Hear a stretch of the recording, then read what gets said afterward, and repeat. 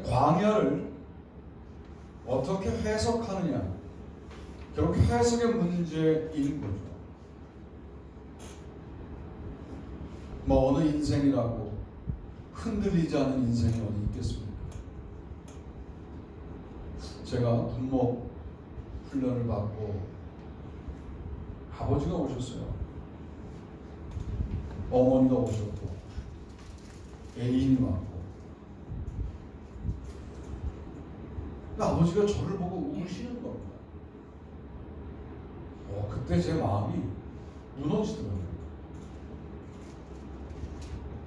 하다가 일제시대를 경험하시고 6.25를 경험하신, 징용까지 갔다 오신 우리 아버지가, 산전수전을 다 겪으신 아버지가 막내 아들이 군복 입고 있는 모습을 보고 울으시더라고요. 막내 아들이 있다는 생각을 못한 거죠, 사실. 이놈이 또 군복을 입고 있네? 그건 진짜 뭐 군대도 아니고 너무 편안한 훈련을 받고 있는데도 불구하고 그냥 하염없이 우시는데, 제가 그날 수양록에 아버지의 눈물이라는 제목으로 수양록을 적었던 기억이 나요.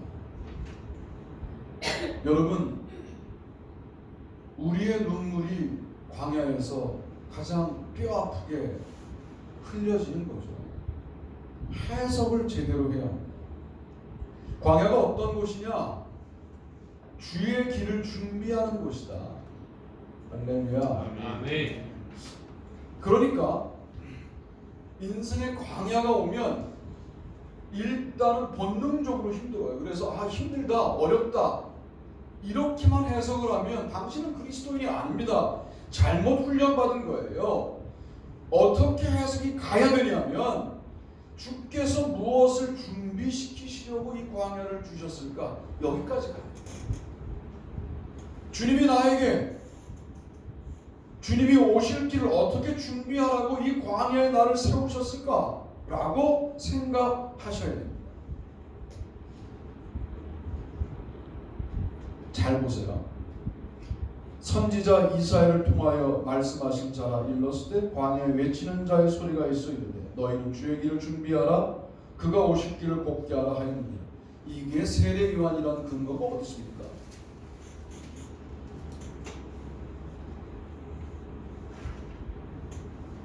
그 말씀을 다바르, 하나님의 말씀을 나에게 주신 뒷베르 말씀들로 받은 거예요. 제가 설교를 듣고 난 다음에 좋았습니다, 이렇게 말하면 내가 혼낸다고 그랬어요.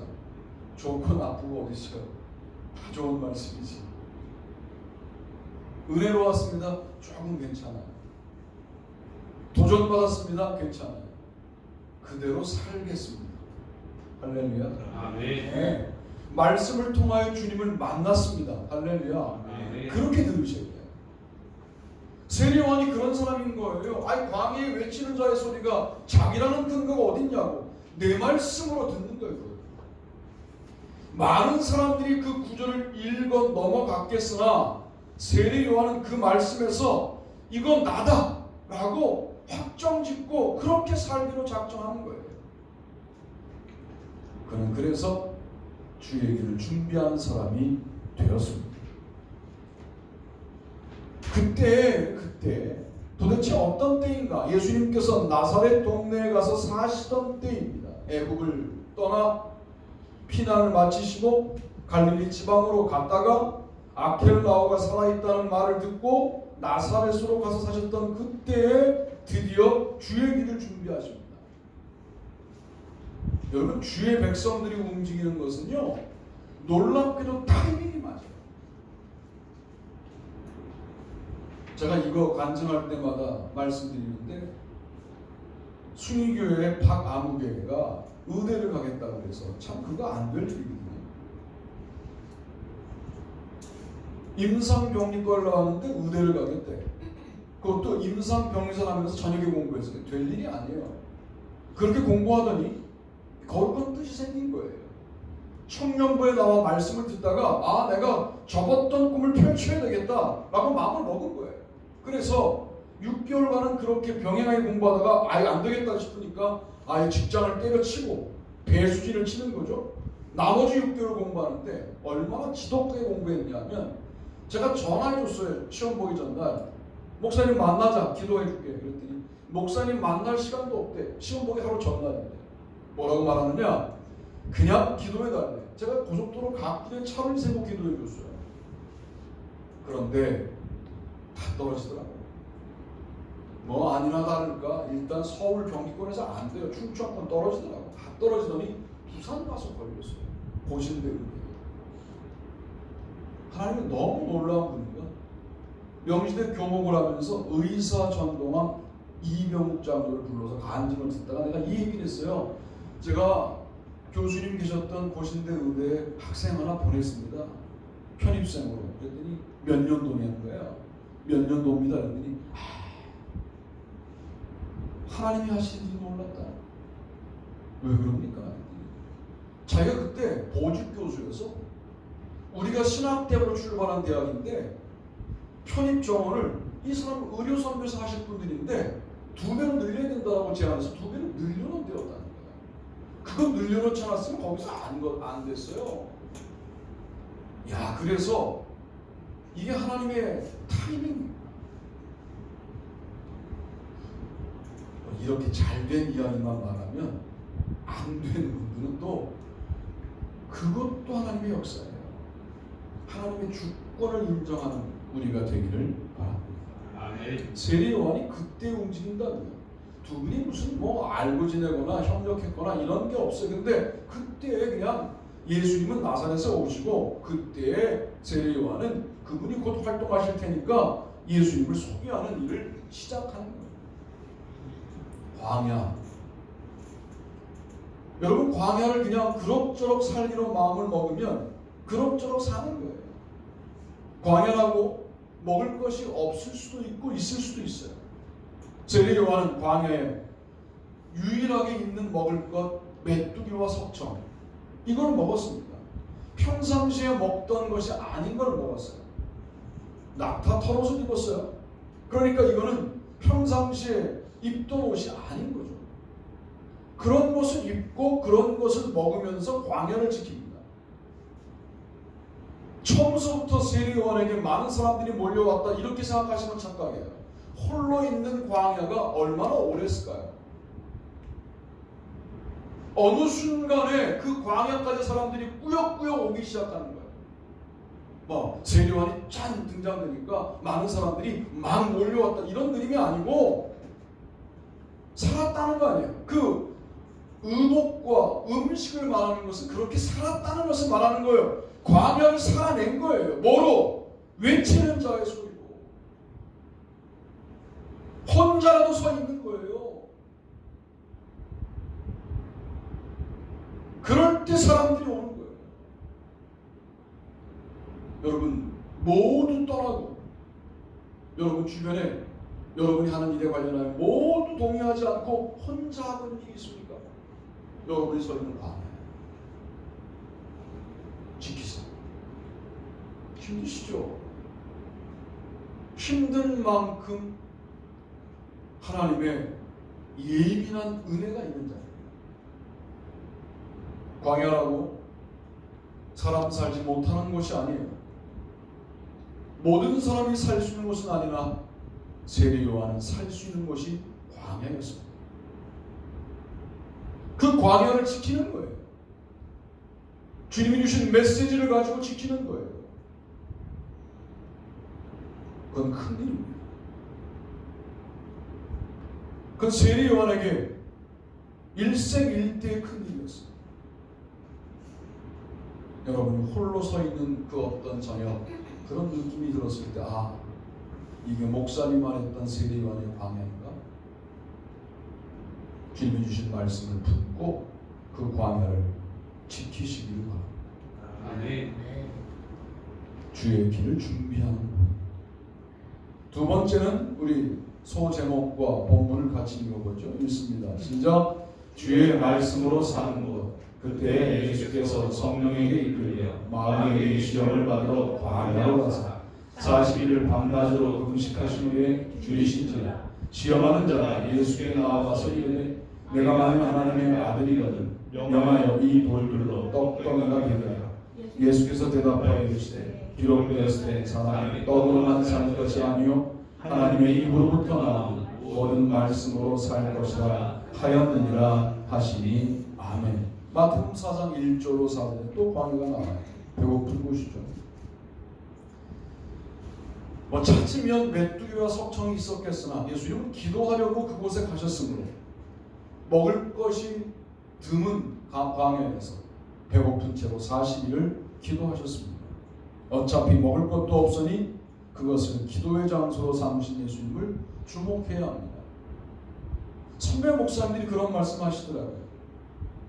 곡식이 떨어지면 목사가 금식하라고 하는 말로 알아듣고 기도해라. 그런 야성이 목회자들도 사라졌고 성도들도 이제 좀 얼추 살게 되니까 야성이 사라졌어요. 그것은 사실상 큰 문제입니다. 사탄이 왜 시험하지 않죠? 여러분 삶이 왜 평안하죠? 평안한 게 아니라 사탄이 상대할 수준도 아닌 거죠. 광야를 기도의 장소로 삼고 있어야 시험하러 오는 거지. 아니 광야를 살아보지도 않고 있는 신앙인들에게 뭐하러 시험하러 옵니까? 다 내 밥인데 시험할 이유가 없는 겁니다. 광야에서 40일을 금식 기도하신 예수님에게 돌덩어리로 떡덩어리 만들어 먹으라고 유혹하는 거 아닙니까?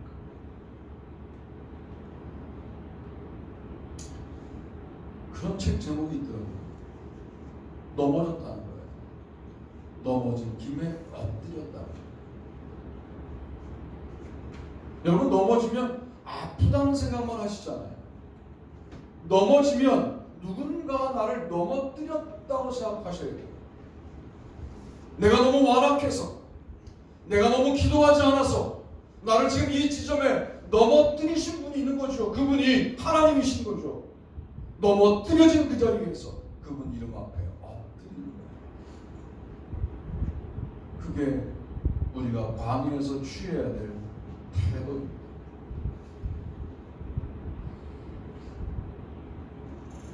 배고픈 곳에 사탄의 시험이 있습니다. 그러나 걱정하지 마십시오. 시험 있는 곳에 하나님의 말씀도 있습니다. 떡이 부족한 곳에 하나님의 말씀이 있어요.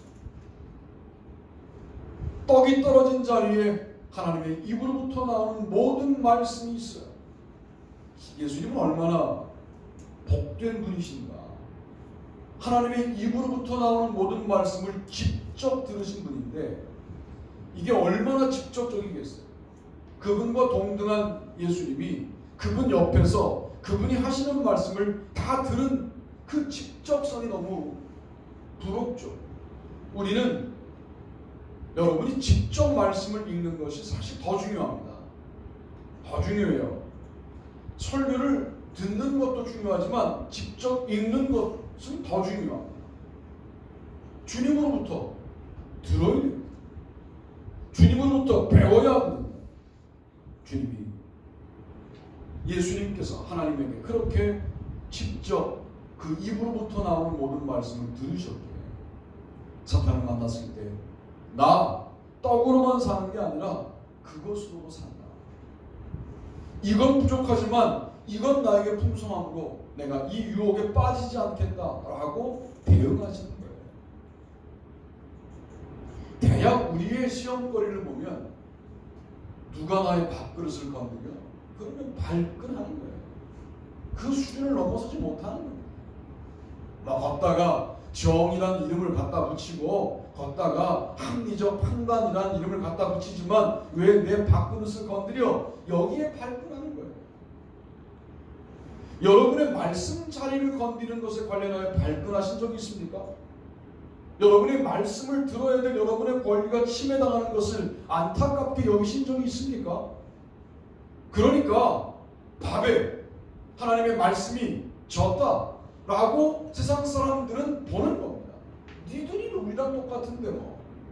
너희들도 밥 먹고 살려고 신앙생활 하는구나 라고 이미 우리에 대한 파악을 끝냈어요, 세상이.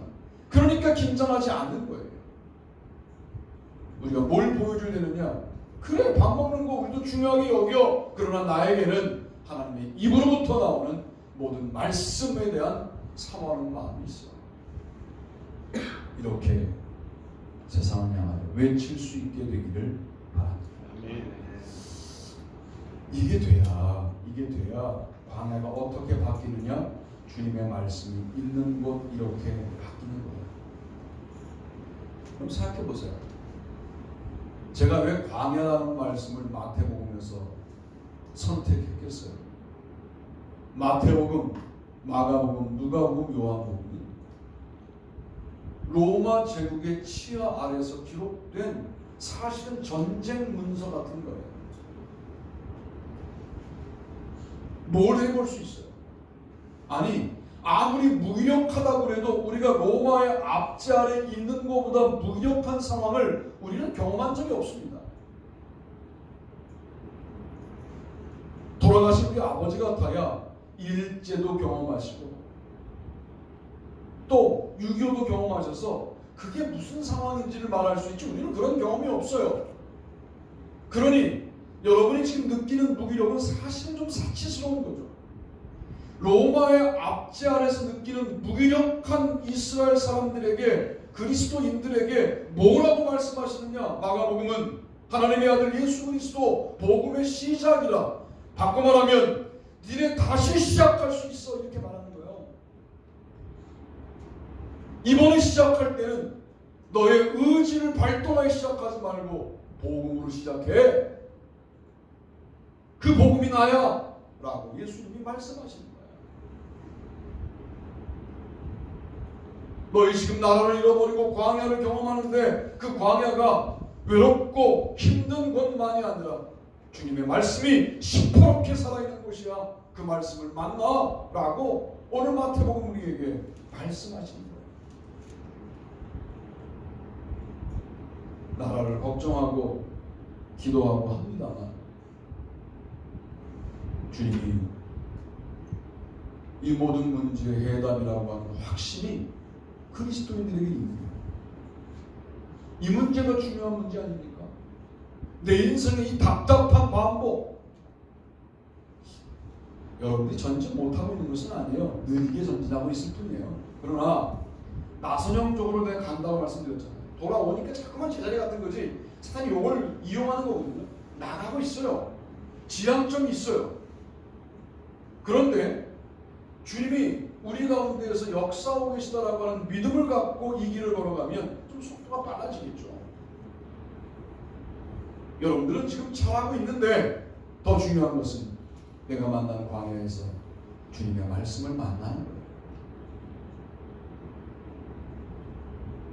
말씀이라는 게 그렇더라고요. 질문을 가지고 읽으면 무언가 자꾸만 나에게 대답해요.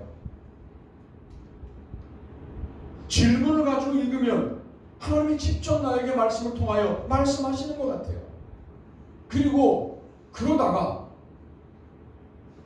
잔펀치를 맞다가 어느 순간 강력한 펀치가 빡 들어올 때가 있어요. 그때는 주체할 수가 없습니다.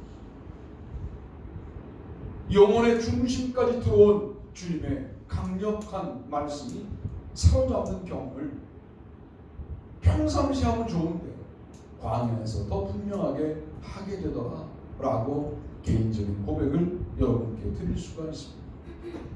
주의 길을 준비하는 것, 주의 말씀이 있는 것. 광야를 이렇게 해석해야죠. 광야를 이렇게 해석하고 걸어가야 되는데 자신의 감정에 솔직한 거예요. 힘들어 죽겠다. 미치겠다. 여기서 끝. 그리스도인의 반응이 아니에요. 세상 사람도 똑같이 반응하잖아요. 힘들어 죽겠다고 하잖아요. 그런데 힘들수록 주님은 무엇이라고 말씀하실까를 경청하게 될 때 길이 열리는 겁니다. 힘든 경험을 하면서 주님의 말씀을 경청하여 길을 발견한 사람은 이제 힘든 일이 와도 하실 말씀이 있으신가 보다 하게 돼요. 뭘 준비하라고 하신가 보다 라고 광야를 해석하게 돼요. 이게 광야의 진정한 의미인 거죠. 세 번째는 이것인데요. 소제목과 본문을 읽어봅니다. 시작. 주의 기적으로 풍성한 것 예수께서 제자들을 불러 이르시되 내가 그들을 불쌍히 여기노라. 그들이 나와 함께 있은지 이미 사흘이네 먹을 것이 없도다. 길에서 기진할까 하여 궁녀로 보내지 못하겠노라.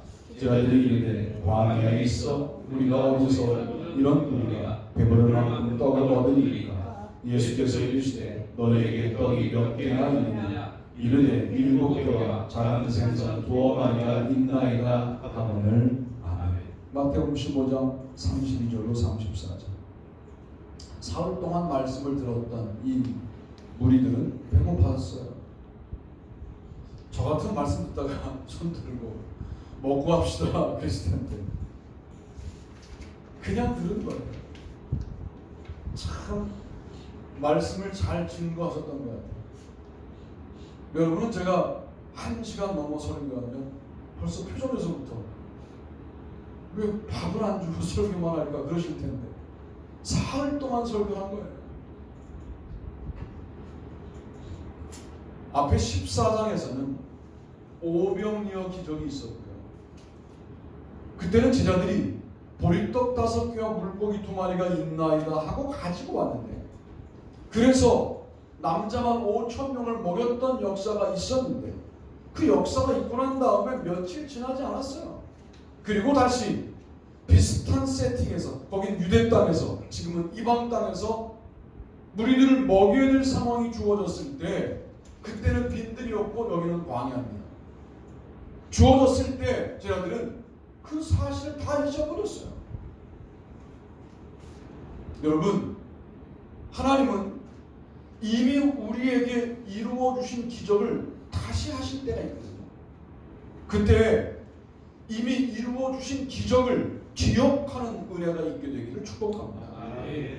아니, 학습 효과가 있어야죠. 사람이 그때도 보리떡 5개와 물고기 2마리를 가지고 남자만 5,000명을 먹이셨으니 주께서 무언가 하시겠다고 직접 올려드렸어야죠. 그런데 똑같이 반응하죠.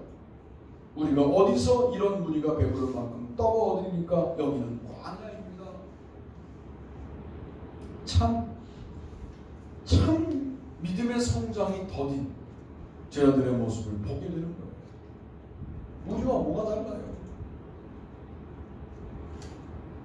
주님이 이미 주신 은혜와 기적이 있음에도 불구하고 어떤 문제를 만나면 사탄은 그 문제를 어떻게 우리에게 납득시키느냐. 너 처음 만난 거야?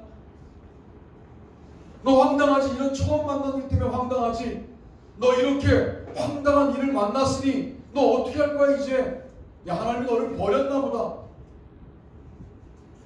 곰곰이 생각해 보세요. 쓸데없는 거 기억하지 말고. 홍해를 건넌 여러분이 요단을 건널 때 하나는 홍해이고 하나는 요단 강이어도 영적인 상상력을 가지고 이것은 홍해를 건넜던 경험을 가지고 또 건너야 할 장애물이다 라고 해석하는 순간 그 요단강은 별반 우리의 삶의 장애가 되지 않는 거예요. 오병이어를 경험한 여러분이 칠병이어를 가지고도 주님이 일하실 것을 믿는 순간 주님은 더 충만하게 일하시게 되는 겁니다. 여러분이 겪은 게 아니어도 가족들이 경험한 부분도 확장하여 나에게 적용할 줄도 알아야 합니다. 이것이 오늘 우리가 함께 말씀을 나누고 있는 이유입니다. 광야는 어떤 곳이냐? 먹을 것이 싸가지고 온 것밖에 없는 곳이에요. 그런데 싸가지고 온 그 어떤 것 하나를 가지고 주님이 기도하셔서 풍성한 주님의 기적이 있는 곳이 광야이기도 하다 하는 말씀을 드리고 싶습니다. 의식이 중요해요. 뭐 좀 어려우면 무조건 없다고 그래. 아니 무슨 밑도 끝도 없이 긍정적이자 이렇게 말하는 게 아니라 주님 앞에 정직하게 보리떡 7개와 생선 2마리가 있나이다. 아니 이게 엄청 있다는 생각을 우리가 가질 수가 없어요. 우리 인간이기 때문에. 근데 없다고는 말하지 말자. 우리에게 있는 게 너무 적습니다. 그러나 우리에게 이 적은 것이 있습니다라고 말을 해야지. 금방 계산으로 돌아가갖고 4,000명을 이걸로 어떻게 먹입니까? 이렇게 가지 말고 있는 것만 말하자고. 7병이어가 있습니다. 이렇게만 말하자고. 5병이어가 있나이다. 이렇게만 말하자고. 우리가 뭐 더 말하자는 거 아니에요. 믿음을 가지고 이걸 가지고 일하실 줄 믿습니다. 그런 수준을 말하는 게 아니에요. 있는 건 있다고 말하자고. 없는 거와 진배 없다. 이렇게 여러분의 판단을 쉽게 거기에 개입하지 말라. 왜? 그 광야에 우리에게 먹을 것이 별로 남아있지 않은 현실을 누가 보고 있느냐? 예수님이 보고 계시기 때문에. 예수님만 계시면 모든 게 있는 거죠. 예수님만 계시면 되는 거죠. 뭘 그렇게 머리 둘 것 때문에 고민합니까? 여우도 굴이 있고 공중의 새도 집이 있는데 인자는 머리 둘 곳이 없다. 그렇게 사셨잖아요. 가는 곳마다 자기 집이 아닌 집에 며칠 밤을 유하기도 하시고 또 옮겨서 유하시고 오늘은 메뉴가 뭔가요? 이런 거 없이 그저 말씀을 들은 자들이 내놓는 것을 먹고. 자, 생각해 봅시다. 그렇게 사신 예수님이 참 필적하셨습니까? 부족하셨습니까? 그리스도인의 축복은 그런 거예요. 하나님의 공급을 믿고 살아갈 때 오는 충만함. 그런 것이 그리스도인의 삶이에요. 열심히 노력하지 말란 말이 아니에요. 노력해야 뭘 할 수 있느냐? 이건 내가 노력한 것 이상인데를 알 수 있어요. 노력도 안 하면 하나님이 주신 것을 뭐라고 말하느냐? 재수조와 걸렸다. 이렇게 말한다. 그런데 내가 노력한 게 여기까지예요. 그런데 저쪽에 있는 것을 주실 때 이건 내가 노력한 것 이상이다. 이게 하나님이 하시는 일이구나 라고 깨닫게 됩니다. 최선을 다해서 샀어요. 그러면 내가 노력한 것 이상을 경험하게 만드시는 주님의 은혜가 우리 가운데 있지 않겠습니까? 주께서 광야에서 기적을 베푸십니다. 솔직히 지금 우리나라 나라까지 갈 게 뭐 있어요? 우리 교회? 여러분의 가정? 이제 기적밖에 답이 없는 거 아닙니까? 아직도 여러분이 뭐 할 수 있다고 판단하십니까? 내가 이렇게 이모저모하면 뭐가 될 것 같은 그걸로 우리가 평생을 살았는데 뭐 좀 인생에 주님이 충만하게 하신 경험들이 별로 많지 않았다면 이제 드디어 주님의 기적이 나의 인생에 필요하다. 내 인생에 있는 것 이걸 자꾸만 무슨 있는 것 전부를 바쳐라 이렇게 해석하지 맙시다. 내가 가지고 있는 것 시간이면 시간, 건강이면 건강, 인생이면 인생, 얼마 남지 않은 나의 생명 주님 손에 어떻게 올려드리면 좋을까? 주님이 축사하시고 나누어 주셔서 일하시게 될 줄로 믿습니다. 저는 광야를 찾아보면 메뚜기와 석청이 있는 것, 털옷이 있는 것. 그러면 광야에서 남들과 다르게 그걸 먹고 그걸 입고 살 수 있게 됩니다. 광야는 싸가지고 간 도시락밖에 없는 것, 그걸 주님께 올려드려 기적을 체험할 수 있게 됩니다. 광야는 먹을 것이 없어서 기도할 수밖에 없는 것, 그래서 주님의 말씀을 만난, 이게 복음서가 말하는, 마태복음서가 말하는 광야입니다. 각기 인생의 광야를 걸어가시는 여러분, 거기서 주님의 말씀을 만나시기를 축복합니다. 아멘.